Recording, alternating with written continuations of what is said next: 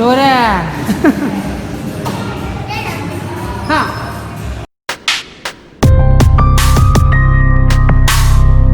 Good morning guys. Welcome back to my channel. Mayamna khali.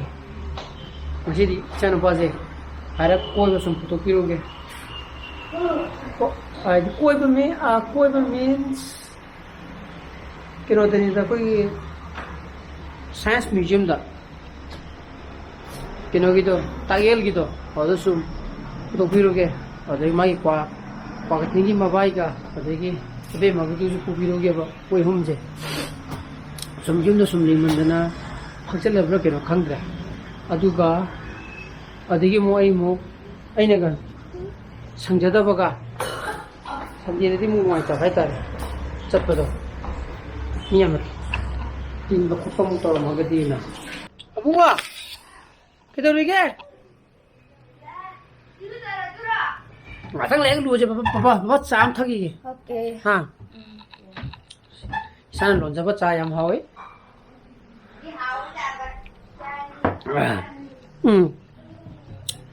ai ngarang sigi aina haga da waje ngarang blog ta haige na khala ga je hai hondre ba hoji ai isana pada tawri ba mai ai defect se chi je koni yengo kan da khangi ni ko mai mami se ke no sum ai hana ha ai blinking khara to bo he le na sum yeng tu piru je ne yeng tho bu ne ba madu tom da ga de ko yengam da ba ye ba ko adu yi yengam da ga di akoi kona haita khang pa ya mai mami te defect le rame je aski poche kai gino da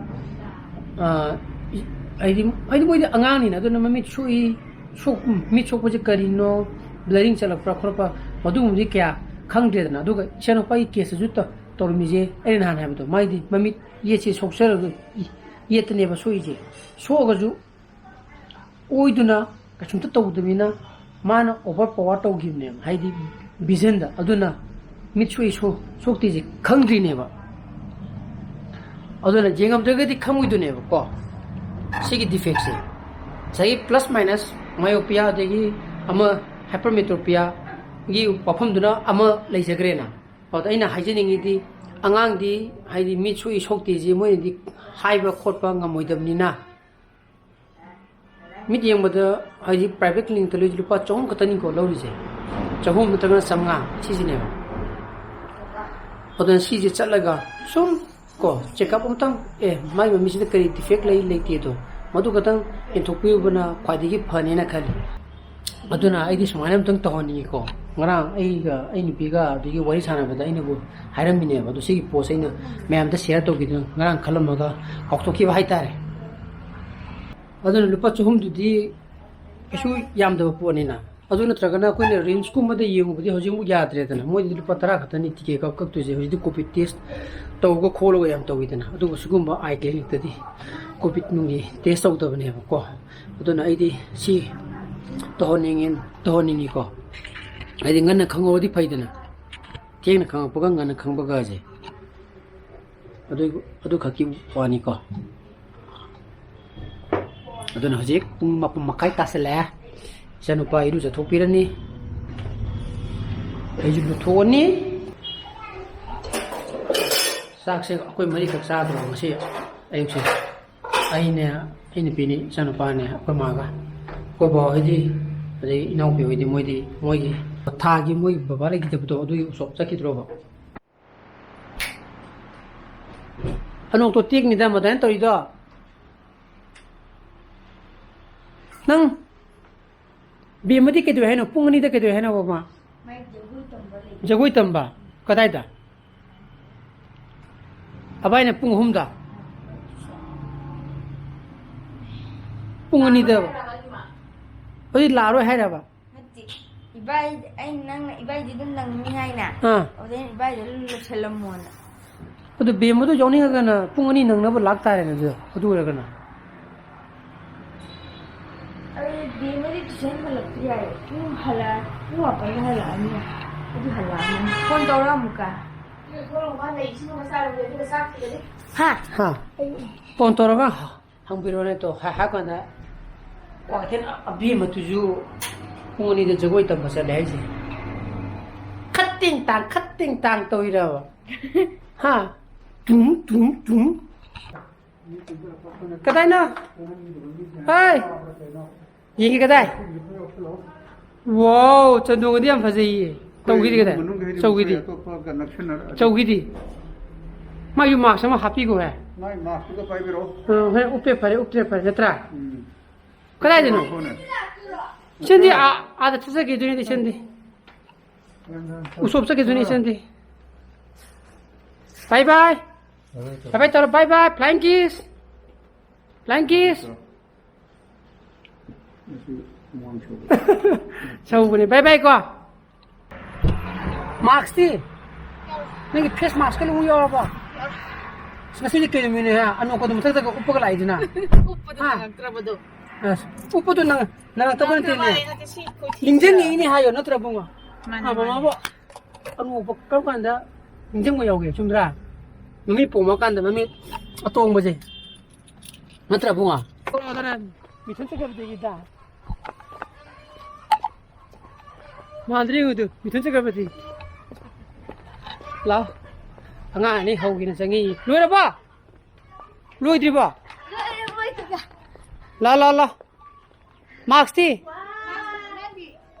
واو ما يكون موجود دي شغال تللي لجد ربا ها لا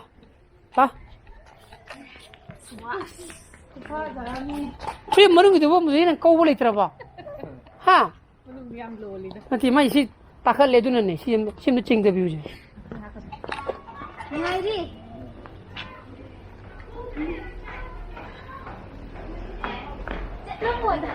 la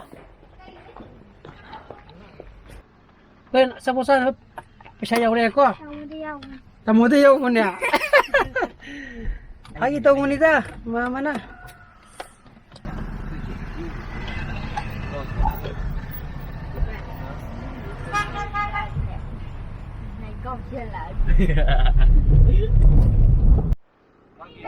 mi ha mi le ba hang ba la nung moi tu không ba git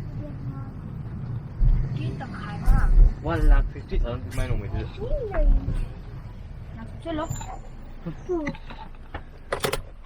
hang de vera ni tu ene ko ngasi hangam 그도 강드레 사이언스 뮤지엄 마니푸르 사이언스 센터 해볼까 항암드레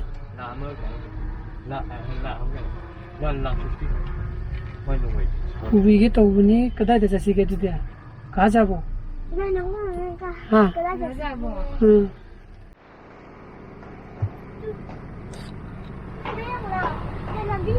कौवा विशाल की मथकता कोई bumping car है bumper car है मधुनु थोबे अब मोई है जे अंगांगी recreational centre की type त म लैबने बा अयु सब सब खंद्रे मधु मु हांग्रना येंग लाइने बा way to gaming zone now opening कदा थाइबा now open pool 시들아 하고 아이 한게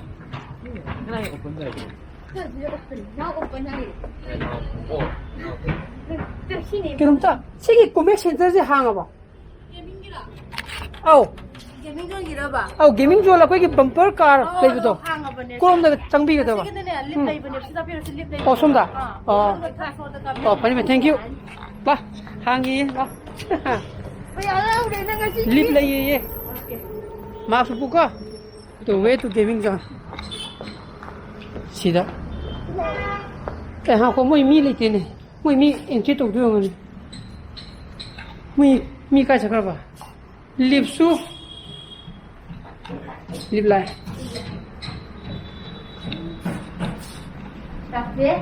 là cái anh năm rồi khuyên là bài bắt tần lấy vào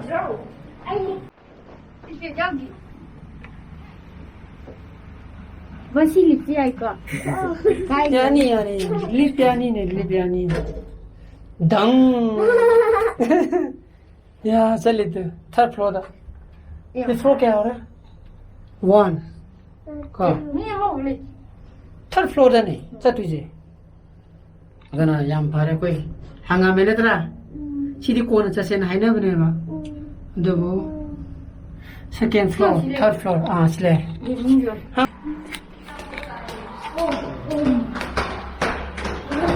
뭐 이제 그다 이제 또 보잖아 거 아이 못하는 게 그래도 스톱은 그 생각하고 깜짝하고 책이 미흡이라 봐 được xí lệ xí lúc thôi à ya cho này lo ha 시다 아 오케이 거기는 또 스파이터 스튜디오 시 thôi à này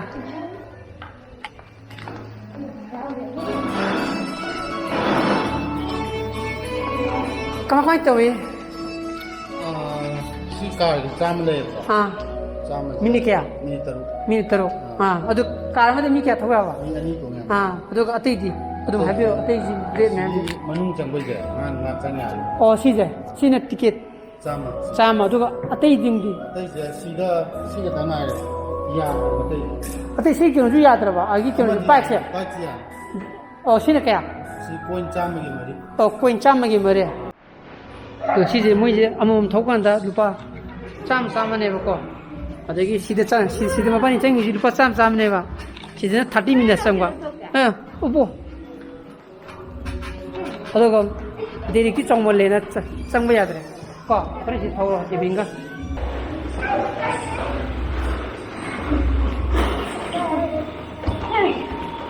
다들 수득이 돌아봐야 돼 이거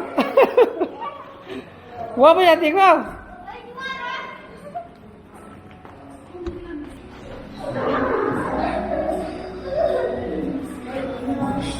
other मोइजे each and every game सानबम जे दुपा चाम चाम गी rated lion मु ले बको अदिगो ये सी खक जाय है प्राइस का लो अते जी दि मोइ याद रे है बको अदे सी गी टेकन जी का अदे ये असोंग गी बॉल गी कनो म लेरी जी का मथक तना बॉलिंग ले है बा दसी ने बम्पर का ले बम्पिंग का है बम्पर का है भाई जो खंग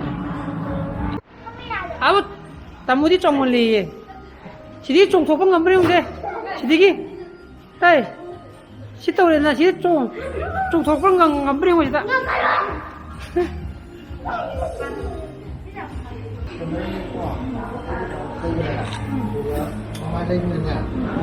아들 걔는 뱅글로도 또 우드네. 아들 콩디 좀 막 하던. 또 뭐는 콩 가자 담두고. 시드마지 콩 담으면 여러분들이 보면. 브레이크. ब्रेक याव दिए बुङो ओनली एक्सीलेटर खतम खमरा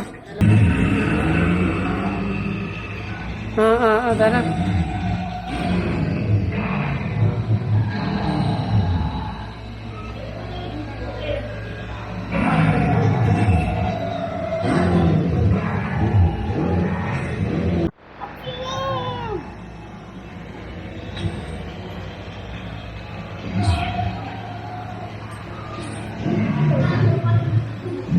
능 와라봐 아 와라봐 와 저희냐. 후망 저기 산내도 후망 속담니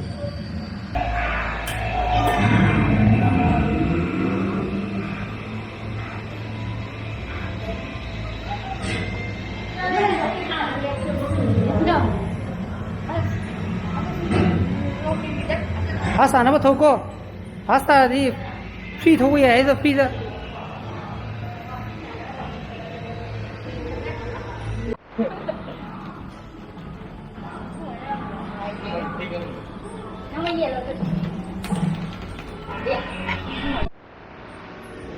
이게 게이밍 존이지 펠리시티 게이밍 존 하고 또 아다 다르게 까고 나는 까 저는 까 사는 거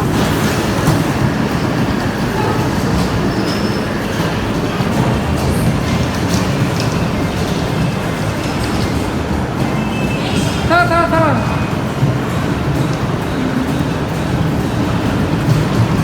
아무도 패티 사는 거 말이요 나나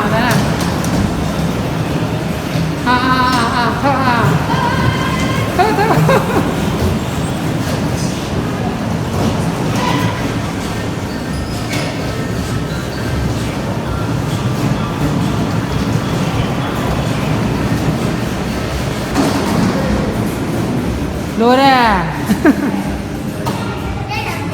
Ha. Yarabo. Yarabo. Asum solo.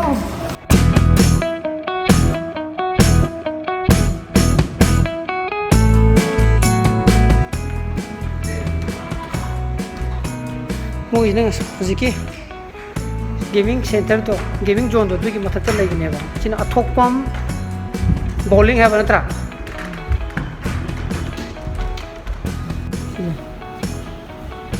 ni langbu ngamudra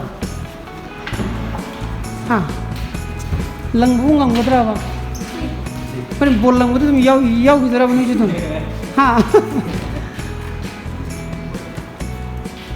मेले मेले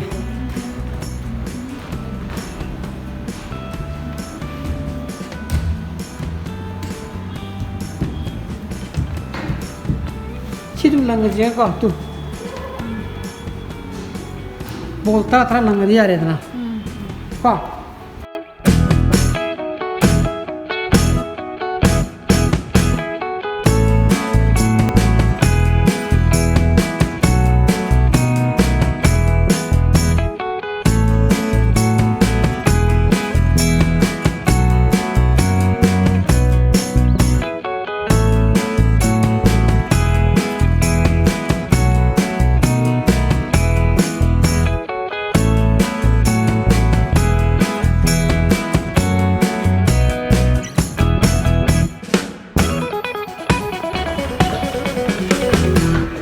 Nungai apa? Hah? Kan nungai bowling tu nungai apa? Itu pernah ada. Hai nungai dia mesti fighter. Gari jadi. Pasti juga tu lah. Maka tu itu mas. Maka tu itu asal. Lep siapa ti yok tere. Yumda jangan pakai bani pun ani makai ada dia ore. Ada tu yok pakai anda. Ay internet se. Mana? Re light ngali je. Si ngali je kena tahu hai ni ba. Aigi fiber gi unlink tawe hai ne ba ai bend to bani khang de tat pani khang de ama bera lai ren hai ne ba awda nga sai gi akoi gi kaka ne ai ne ina wa ma ga samidana ina pa de akoi jum de gi khara haglaga mu direct mu changi ne ba ma idi kem to di hai ba to ji ko kaka ga ai gi ne ba odo ai ni jo complain ni to gre smai smai to we na odo moi gi ngala ke di hai ri ba pungmu ti phajale moi kemte response pirakri adegi niyata khara yemgudu try towe yadi aduna gyanta di to rise koidi masagi sop saleb do adugi chainjanga aduga gi kangchoi fresh Aku ni cecawai. adune pupui chaleb do do mo jang puri dana aduga pulap sare aduga ngang pakhi mati ma thonga adane ngasi project matang silu senjara ge project pami thogadi like to biramo share to bio no views and subscribe to biramo ko nui sana phusale bio so please be safe and be healthy bye bye good night Bye bye. Good night. bye bye have a good night Bye.